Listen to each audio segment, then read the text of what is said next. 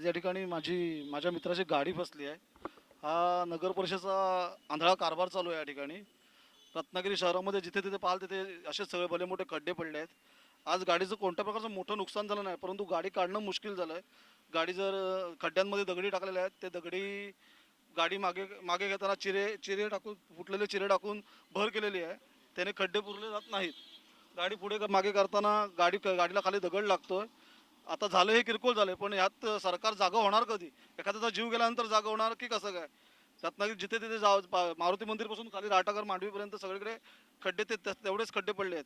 एखाद्याचा जीव गेल्यानंतर जिल्हा परिषद नगर परिषद जागा होणार आहे का? की कोण मरण्याचं वाट बघतंय? या खड्ड्यावर काहीतरी उपाय झालेच पाहिजेत. आणि दुसरा विषय म्हणजे सामान्य माणूस ह्यात मरतोय रोज.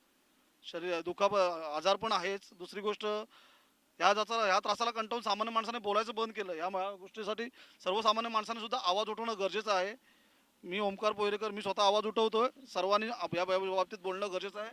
याच्यावरती तोडगा काढणं महत्त्वाचं आहे. मारुती मंदिरपासून खाली आलात तर मुख्य रस्त्याला, मेन हायवेला, सिटीमध्ये सगळं डांबर वाहून गेलं. रस्त्याला सगळं डांबर खडी रेवा सगळा रस्त्यावरती आला आहे. त्याच्यावरती काहीतरी उपाय काढणं गरजेचं आहे. सर्वांनी मिळून आवाज उठवणं गरजेचं आहे. टाइम्स डिजिटलला लाईक करा, सबस्क्राईब करा, शेअर करा आणि बेल आयकॉन दाबायला विसरू नका. Times digital.